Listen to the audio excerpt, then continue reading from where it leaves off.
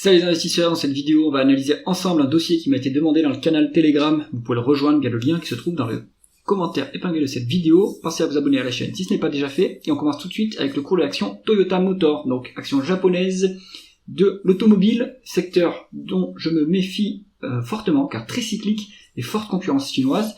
Ceci étant dit, le cours de l'action, on a quand même bien décroché depuis les plus hauts. Donc est-ce que c'est le moment de s'intéresser à Toyota Motor? On va regarder ça. Alors, on n'a pas la dernière publication annuelle, on a un chiffre d'affaires en médiane de 5%, en croissance de 5,2%.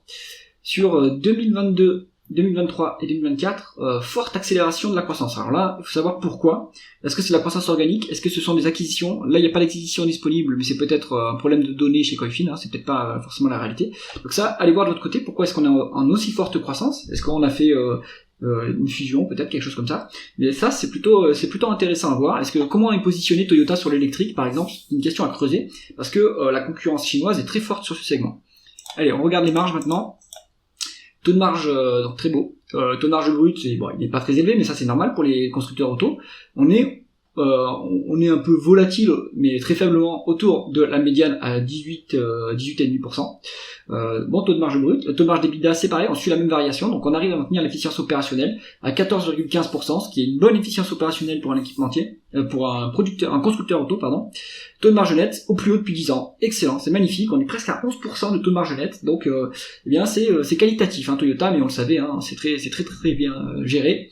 Ils sont aussi dominants sur le marché, donc ça aide les marges. On continue avec la conversion des bénéfices nets en free cash flow. Alors là, mystère, il n'y a pas de free cash flow du tout. Sur 10 ans, il n'y en a pas du tout. Comment ça se fait? Sur 5 ans, est-ce qu'il y en a? Il n'y en a pas du tout. Sur 3 ans, il n'y en a pas. Sur un an, il n'y en a pas. Alors là, mais mystère. Est-ce que c'est un problème de data ou est-ce que c'est la réalité? Donc à regarder, si on vérifie l'évolution du BFR, on a 11 trilliards de yens en évolution défavorable sur la période. Donc ça c'est pas beau.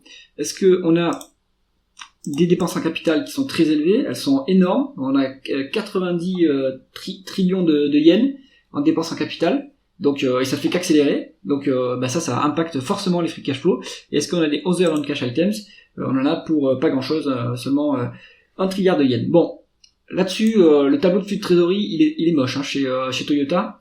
Donc je sais pas comment on peut expliquer cela. Enfin, on peut l'expliquer par les métriques que j'ai regardées, mais il faut vraiment creuser en détail, il faut se méfier là. On continue avec la rentabilité opérationnelle du groupe. On est sur un rendement des capitaux, c'est faible, On est sur du 4,5 en médiane de rendement des capitaux investis, mais dernièrement on se trouve sur du 3,9. Et ça chute un peu, on a même tapé des 2% de rentabilité opérationnelle, donc c'est vraiment pas très beau. On continue avec l'endettement du groupe.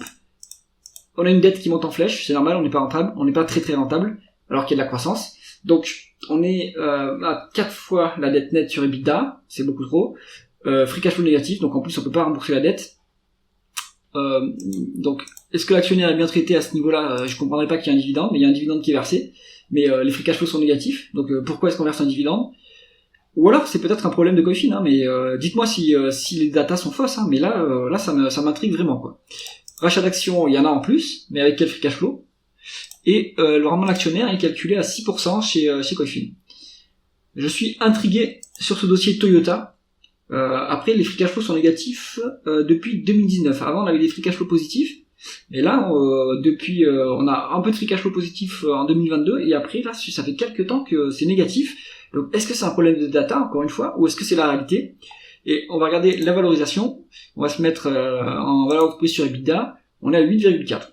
Donc, conclusion du dossier Toyota, je ne sais pas qu'en dire parce que si le tableau de flux de trésorerie qui est présenté par Coifin est juste, la boîte en fait elle gagne pas d'argent et elle continue à verser des dividendes et à racheter des actions alors qu'il n'y a pas de free cash flow.